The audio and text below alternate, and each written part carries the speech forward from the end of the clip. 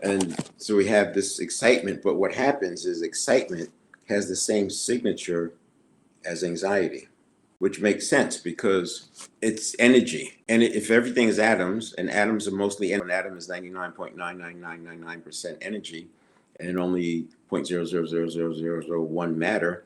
And it makes sense then that if atoms are connected to atoms, the cells are made up of atoms, you can see why excitement and anxiety could have a similar signature.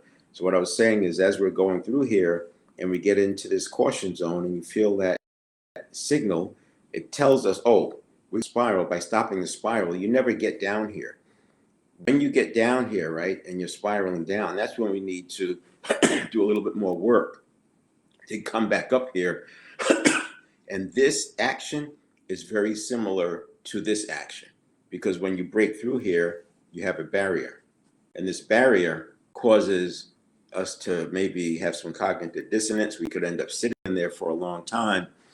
Stories, habits, past successes, models of the world, culture, friends, all this stuff comes into play here, and it keeps people stuck. And then once you break out, you have a new problem. So down here, you lived by habit. 95% was by habit.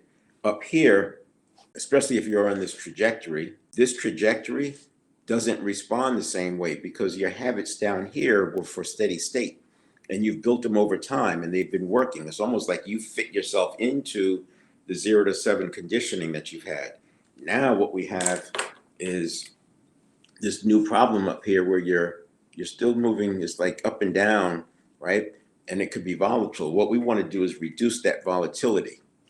And we're going to reduce that volatility by following principles. And by following principles, instead of using habits, we have principles and near principles, and that keeps us immune to the VUCA. So we don't have to worry about the VUCA.